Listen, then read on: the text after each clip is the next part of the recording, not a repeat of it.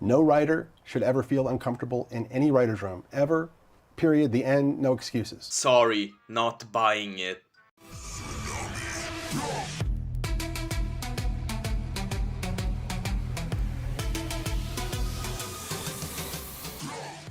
Hello everyone, it's Mr. Troll delivering an update. And a few days ago, this documentary was released, and it revealed all the secrets that all of us already knew. That Dan Gedin the Van Schneider from Nickelodeon was a creep with a foot fetish, and that many other bosses at Nickelodeon were evil as well, and that LA is basically a dumpster for all the evil in the world. Don't believe me? There was this waste of human space named Brian Peck, who was arrested for being a PDF file and an R4P3ist. Sorry, I can't pronounce those words accurately or else the video will get flagged. However, he was later released from prison and then hired by Disney. And the execs at Disney knew exactly that he was a waste of human space, but they just did not care. That goes to show how evil Disney, Hollywood, and all of those other studios situated in LA really are. Now, observe that I do not hate everything about Disney. I can still enjoy some old Mickey Mouse classics, the 90s movies, Gravity Falls, and stuff like that.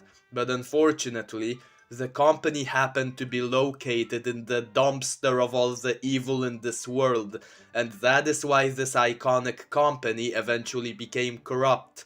Now let's talk about one of Disney's rivals, Nickelodeon, which is also situated in the dumpster of evil and is just as evil.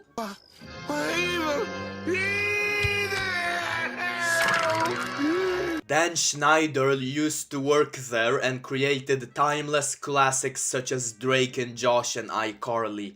20 years ago, Dan Schneider was a well-respected name. He was known as a successful creator with a lucrative career. Fast forward 20 years later, and the same name is now sending shivers down people's spines and is inevitably associated with a creep. Man, how the times have changed. Now, a few years ago, a lot of the former actors have pretty much come forward and exposed Dan Schneider, and that's how we all knew that he was a waste of human space. However, for some reason, more things have been exposed about him. For example, we have this video trending on the internet as of now. Look, honestly, in trying to figure out what I could say today about Miss Miranda for her birthday, I come to the conclusion that what you can say is, what can't you say? So you probably did not notice anything sus in the video, so I'm gonna have to play it again. This time, however, try to look in the background. Look, honestly, in trying to figure out what I could say today about Miss Miranda for her birthday, I come to the conclusion that what you can say is, what can't you say? I mean, honest to God. No, this was not Dan Schneider's wife. This was a child actress. So in other words, a minor, mind you, and yet Dan Schneider felt comfortable just grabbing her out of the blue, and then it looked like he was about to choke her. And look at her body language. Let's just say she was not going with the flow. However, this is not the reason why I'm making this video and delivering this update, because this is already obvious. We already know Dan Schneider is a waste of human space, and when you deliver updates that are already obvious, you deliver boring updates. Therefore, instead, the reason why I'm making this video is because Dan Schneider has made this whole interview where he's trying to explain himself, prove his innocence, show everyone that he is not a waste of human space, and be well respected again. Now, do you think he succeeded in doing that, or did he not? Well, let's watch and find out. Let's talk about the massages. Okay. Watching the content yesterday, it was disturbing. It was wrong. It was wrong that I ever put anybody in that position. It was the wrong thing to do. I'd never do it today. I'm embarrassed that I did it then. I apologize to anybody that I ever put in that situation.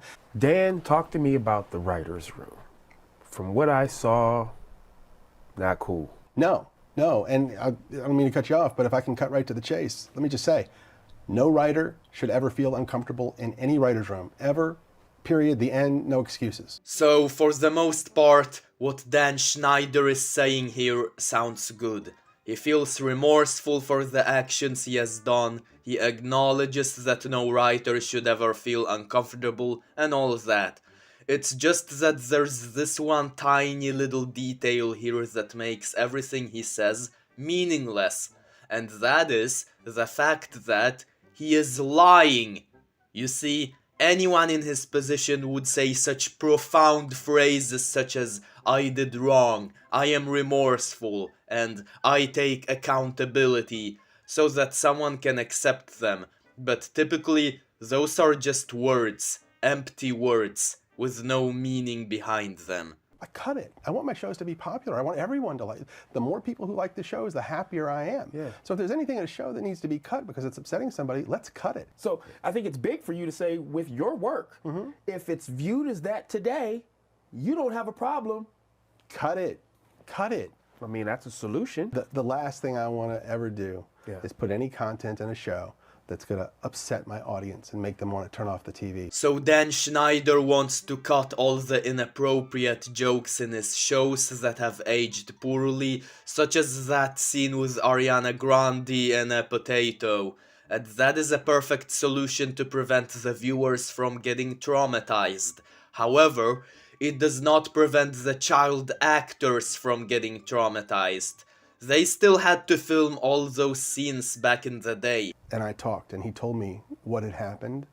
I was more devastated by that than anything that ever happened to me in my career thus far. 41 of those people wrote letters for Peck, character letters, praising him for who he was and asking for leniency, and they knew that he was guilty. They knew he had confessed to some degree, and they still did this. But Drake's mom, a lovely woman who I stay in contact with this day, she came to me at the time and she said, "Would you help me with my speech for the judge?" And I said, "Of course." And I did. Oh my goodness, Mr. Troll is getting emotional. This is so heartwarming. Oh wait a second, it's fake! His crying is fake! I can't believe I almost fell for it. I could go on and on about this, but at this point everyone already knows Dan Schneider is a waste of human space, so I may as well just end the video here. Bye.